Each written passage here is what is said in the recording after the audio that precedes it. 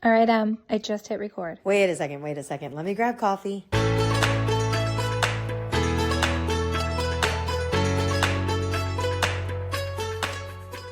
Morning, Jenna.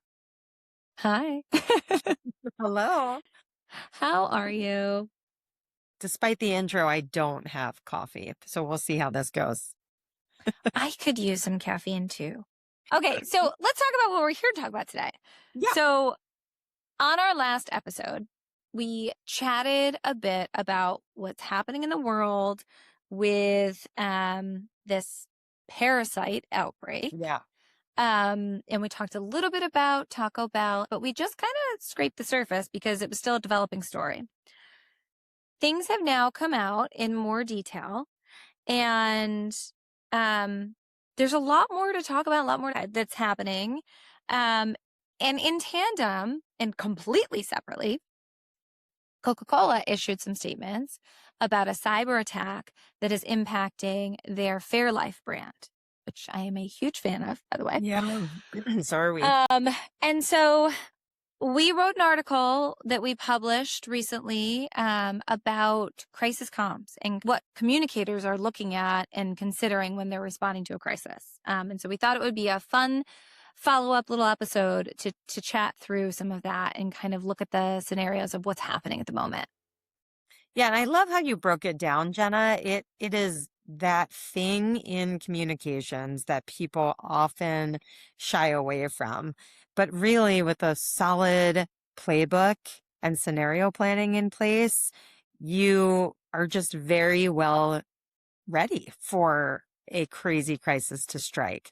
And certainly it can be outside the playbook, but if you have a good idea, especially with the chain of command, with your internal stakeholders, you can navigate this appropriately in a way that consumers can understand, track, follow, and ultimately curry favor along the way, just through good old-fashioned transparency. So well done, my friend. Thank you. And I think that that's the biggest thing, right? When a crisis happens, and especially with bigger companies, it's going to happen at some point. Authenticity matters. Protecting your reputation matters. And sometimes that's owning up to a mistake. Sometimes that's, just sharing the facts. But those things are the biggies. We talked in an episode with Zach Keating about crisis, and we talked about, the merits of having a crisis playbook. And I think that's still widely debated amongst entrepreneurs and CEOs and the C-suite in general, and amongst communications experts. There's value to having a crisis comms playbook for sure. I'm not going to say no to that. But Agreed. Zach pointed out, and I do agree with him, biggest thing is knowing who are you going to when a crisis happens? Who are the decision makers? Having those people on speed dial, having a sheet or a document that says, these are the X amount of people who need to be involved in the decision. Clearly legal is one of them. Your comms expert is one of them. Your CEO is going to be one of them. And then the leaders of the various business units. And obviously then it'll depend on what crisis is happening. But knowing the decision makers, knowing who needs to review and approve and sign off on statements before they go out, I think is really important. And then the channels that you have to communicate with, like your owned channels, your social media channels, your website. Obviously, you can put statements out in other ways, but those are important to have identified in advance as well. And don't forget your internal stakeholders too, right? Your employees. Great point. Yeah. Great Make point. sure you're clear, fast, responsive with your employee base in a way that they understand and are addressing the points that are particularly meaningful to them. Right. So the article that we put out, we kind of broke it down. I would say crisis communications is the best example of strategic comms. So in the article that we wrote, we outlined 3 things that need to be assessed immediately when you know that a crisis is going to happen. How quickly are we going to speak? What are we going to say? And how often are we speaking?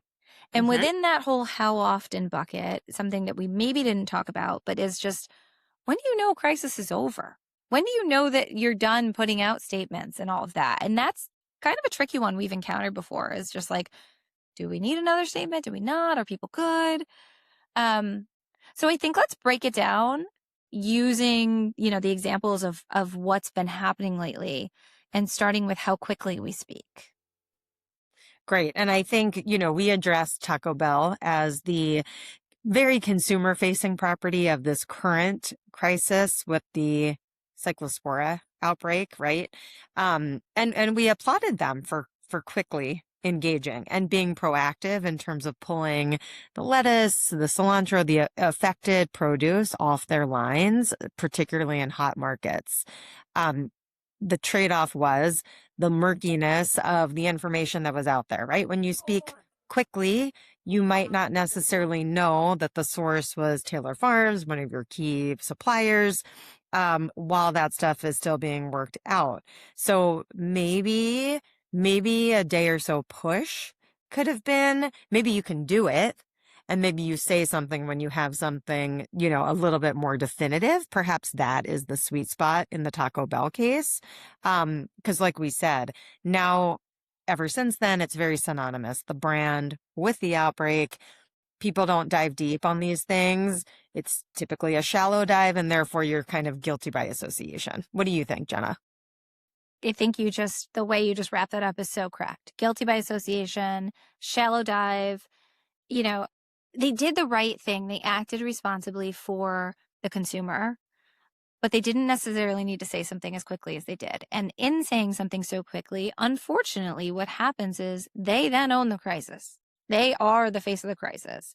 And that was seen in the media. They essentially were the face until Taylor Farms started to speak and until things started to come out with Taylor Farms and the FDA. So while they looked responsible, they also inadvertently just hooked themselves together, just Right. really did that. And, I think that once that happens, there's not a ton you can do except for ride the wave. Maybe they could have put out one or two other statements, but you're in a tough spot as soon as that happens. Yeah. You become culpable, just like you said. Yeah. But yeah, on that fact about the cadence of, how often do you speak and then what do you say every time? I think you brought up a really good point that repetition could be your friend. Yeah. Well, and so looking at what do we say every time we speak, I think this one is a salient point specifically in the age of AI. I mean, really, so Taylor Farms did an excellent job with the first statement they put out. It was textbook. It was a really great statement. Yeah. It acknowledged what was going on. It expressed empathy for those who were, affected by it. It took some ownership. It was a strong statement.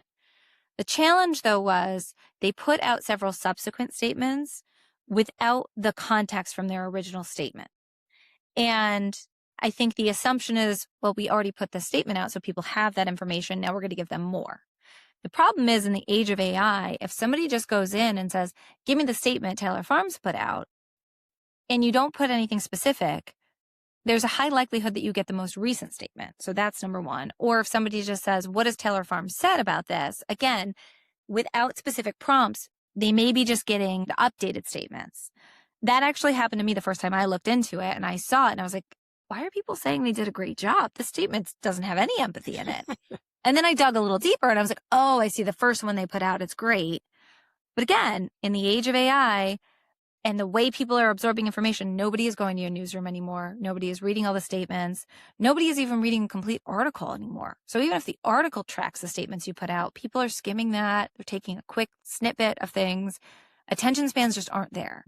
And so each statement needs to feel like it can stand alone because people are not necessarily reading everything you're saying. Yeah, I mean, it definitely speaks to the evolution of media consumption, generally speaking, and those changing consumer behaviors about where we are pulling really quick information. I mean, that shark is now jumped. I dare say most people in my circle are going straight to their AI agents versus Yeah. Google even. So while yesteryear's crisis PR could be almost more on the ladder of statements with the latest breaking news, not so today. And the evolution is consistent, and you always got to measure it to understand how best to respond in these scenarios. But it's a brilliant point in terms of today's day and age and what happened with Taylor Farms. And the other thing I would just add to that is it's the same thing for social media. You see companies using social media Hmm. channels for things like this. And with algorithms, people are seeing things days after they've been posted and they're not seeing them in chronological order. So that's just another factor to consider as if you're going to be posting on social, you have to keep that in mind because unfortunately that's just the algorithms are not making it easy for somebody to see all your statements in order. Yeah. And it may mean that you just shouldn't use social as a channel to express these things. It definitely is dependent on the company and the crisis and all of that. Yeah, and I think a good guiding light is lead with the human element, right? And you said as much in your blog post, Jenna, each and every time. And that will show consumers you care and that you are handling the situation in all of their best interest. Just don't lose that along the way, no matter how often you are speaking and putting something official out. Yeah. Well, and I think there's something to be said, just to build off of what you just said about showing consumers you care. Every single one of these companies has a group of people who are running the company in some way who truly do care. Yeah. Like it affects their livelihood. It affects you better believe their friends and families are users of whatever the product is. So it's going to directly affect them. Um, it affects people in their neighborhood, their community. It has very personal implications to them. And it's easy when you look at companies, especially larger companies dealing with it, to kind of forget all of that. But these people do truly care. It's just making sure that that is expressed and that you don't come off as robotic and that the empathy that you genuinely have is coming through in what you're putting out because humans relate to humans. So, making sure that that's abundantly apparent in your statements is seriously going to help you when people are reading it and absorbing information. That's a fantastic point. And then your third really is how often to speak. And Jenna, you cited a Coca-Cola's example in response to the Fairlife cyber attack. Yeah, and I thought, I mean, again, textbook example.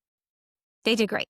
The statement they put out was abundantly clear. It expressed that they had their arms around the situation.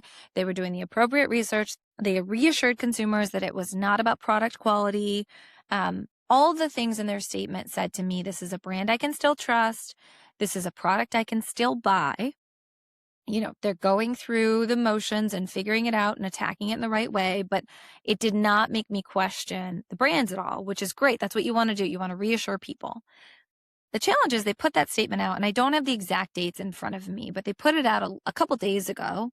And now, me personally, as a consumer of their product, I'm sitting here being like, do I need to go to my grocery store and buy like 4 bottles of the milk that I like and X bottles of the protein drink that Stockpile. I like? Like, in a week, is this going to be gone for the next month? Like, I'm thinking supply chain and how often am I going to be able to get the product and all that.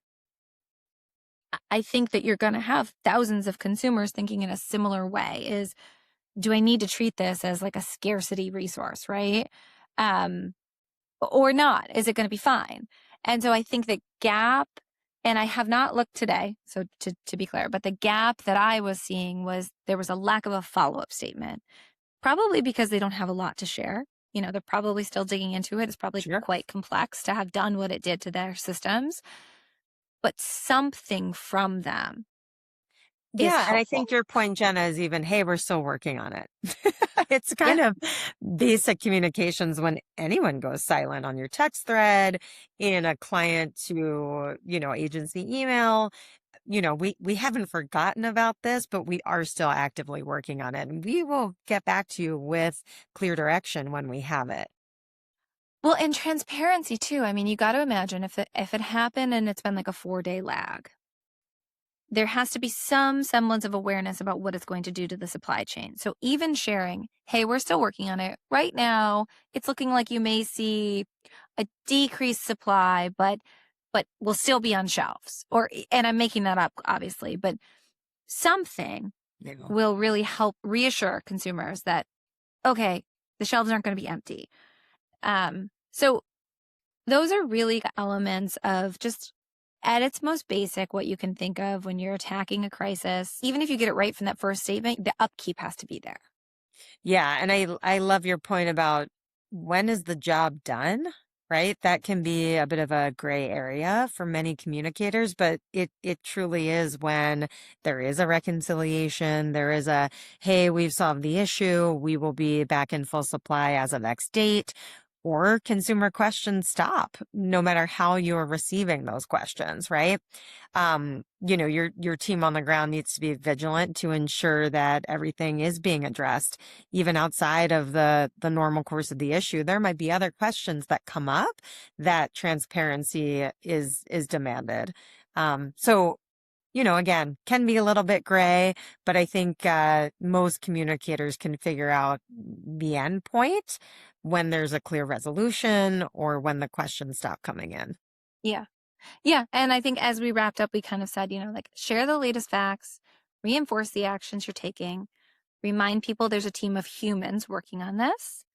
And to your point, continue communicating until there aren't additional questions.